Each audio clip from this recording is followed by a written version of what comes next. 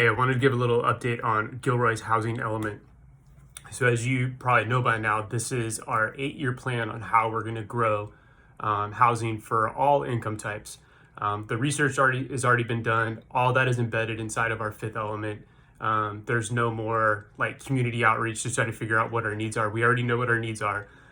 That's not a part of the compliance that we're trying to go through right now. But what we did do is on May 8th, the City Council approved the fifth draft housing element, that version, and we sent it to State HCD. They had 60 days to approve it. This is our second time trying to get our housing element approved. And then we received a letter back on July 6th stating that we are still not in compliance. It's about a 6 or 7 page letter. I'll have that attached down in the comment section so you can read it for yourself. I'm not going to go through the entire details of it. But we've been out of compliance since January 31st, 2023. We actually started the housing element process by approving the contractor we were going to use, along with city staff that's involved in this as well. We did that back in October of 2021. So this process does take a little bit. But like I said, we failed adoption from the State HCD twice now.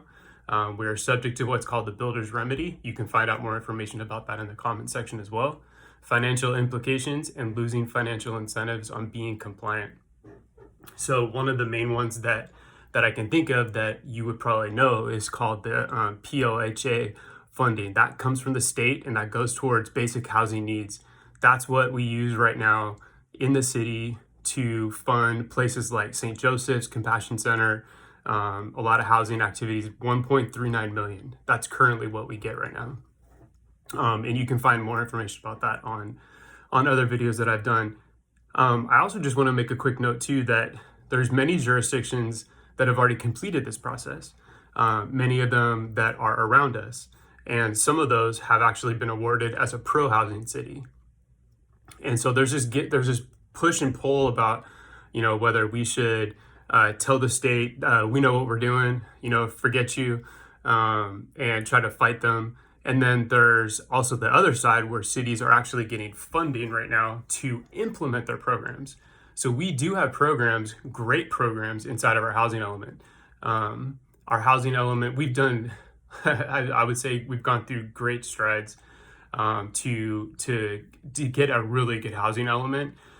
The main things that the state is looking for right now is for us to fine tune our metrics, right? Because if we say we're going to do all this, which in the past, that's what we've said we're going to do, but it's all been on paper. We haven't actually done any of it. And that's proven. That's already in the housing element. That's not something that's up for discussion. But pro-housing incentive pilot awards, this just came out, $33 million to jurisdictions recognized for demonstrated commitment to pro-housing policies. One of those cities was Salinas, not too far down south from us. Similar demographics. And a growing city, growing downtown. We're actually connecting Caltrain rail line all the way down there to their downtown. They just received $1.65 million to further their programs and policies that they said that they are committed to do. That's what we're missing out on.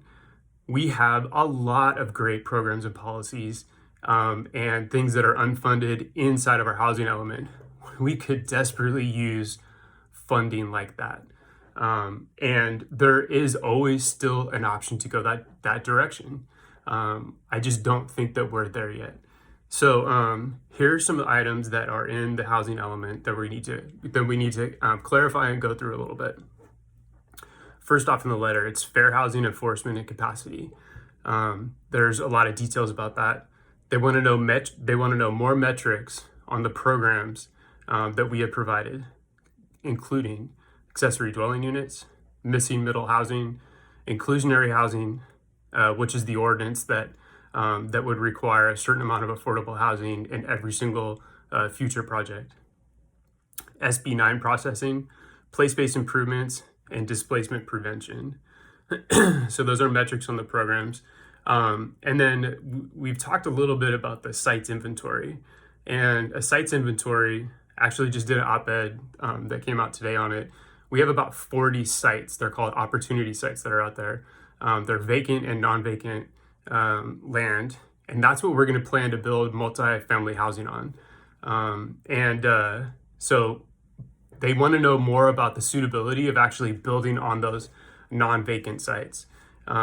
Since we do not have a complete sites analysis because that was not included, that's another reason why we're out of compliance. So adequacy of sites and zoning were not established. And they also want to know more about the environmental constraints on building or redeveloping on those sites. For the housing element programs, they need to be revised. Here's a list of them. They want to know more about the no net loss. They want to know more about city-owned lands, transitional and supportive housing, land use controls, fees, local processing and permit procedures, incentives for ADUs, zoning ordinance update, housing for persons with disabilities, and housing for farm workers. I previously talked about the transitional supportive housing units and the housing for farm workers. I've talked a lot about what we've done, how many units we've actually produced over 150 years. And you can find that in previous videos. So that's my update. Staff right now is going through the letter. They will make the decision on whether they feel they need to bring it back to the council for readoption before they send it off. But we gave them authorization in May that if there's little tweaks or, kind of like staff related type items that they feel like they can implement on their own to change to try to get in compliance, that they would just do that. If it came to like large programs or different sites that they had to change in or out, then that would come back to the council for approval. But for right now, it's going to stay on the staff level. I would imagine that probably in the next, I don't see, maybe in the next couple of months, there'll be another update, and that update will include what the 6th draft will look like. And when that 6th draft comes out, staff has to publish it to the public for 7 days before they send it to State HCD for certification. So that's probably when my next update will come. And that's about all I have. Thank you.